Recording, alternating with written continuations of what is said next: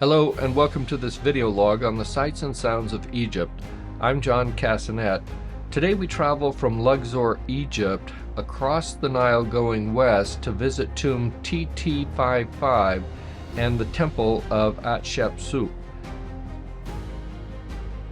TT55 is the burial place of the ancient Egyptian Vizier Ramose. The tomb has a main room that originally contained 32 columns in an 8x4 pattern.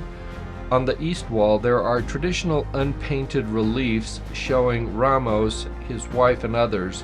The south wall has funerary scenes. The upper registers seem to show the actual procession, with the coffin on a boat being dragged along with a sledge. These scenes were later plastered over for an unknown reason. The west wall has two scenes showing Akhenaten, labeled as Imhotep IV.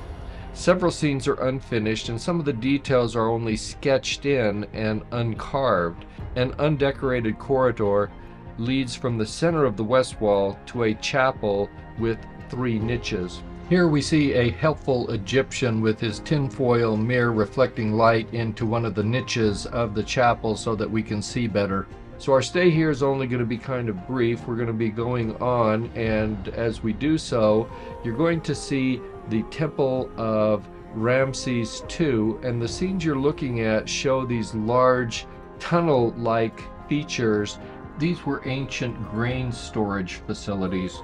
Our next stop was at an alabaster shop where, outside for tourist purposes I'm sure, they're chipping away at some alabaster, making various things, trying to get you to buy something. Because once you've seen it made, of course, you want to have some. And I'm sure that is not the way that they still manufacture the alabaster that you see in this shop.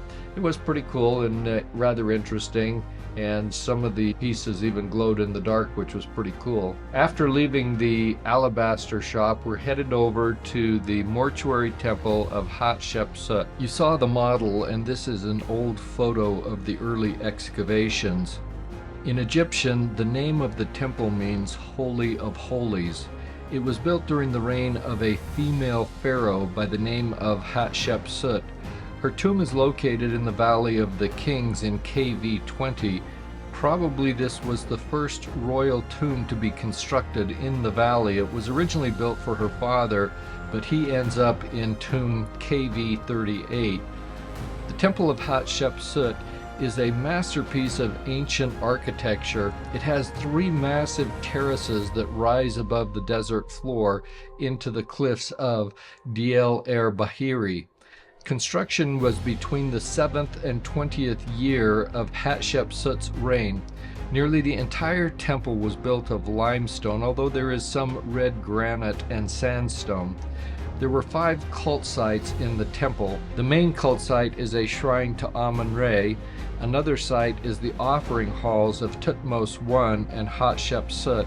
There's a solar cult court, and outside there are 2 shrines built for Hathor and Anubis.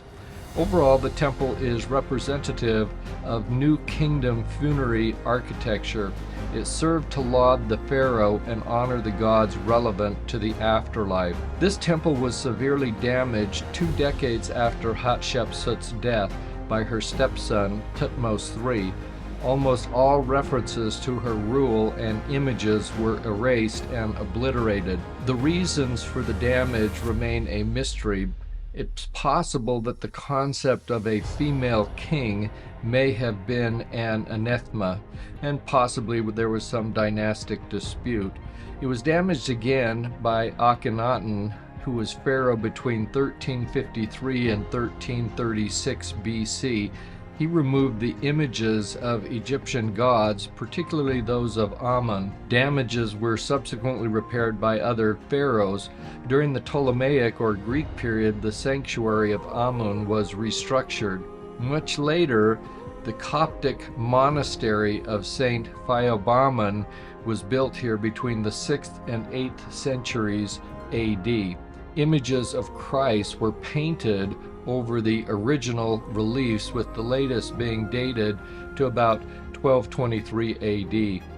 In the modern era, the serious excavations of this site began in the 1850s and 1860s. It was fully excavated between 1893 and 1906 and opened to the public in March 2023. Pharaoh Hatshepsut renewed the act of monument building in the Egyptian Empire. The preeminent residence of Amun was the Temple of Karnak, where Hatshepsut contributed the 8th pylon at that temple, which we visited in an earlier video log. She also built the 2 100-foot tall obelisks and other items at the Temple of Karnak. So here we are hanging out with some of our newfound Egyptian friends at the Temple of Hatshepsut. It's amazing how friendly they can get and how quickly they can become your friends if you just flash around a few dollar bills at them. So that gives you a pretty good overview of the Temple of Hatshepsut. I'll give you some time just to look at some of the other images that we took on that day as we were visiting this very memorable site on the west bank of the Nile River opposite Luxor.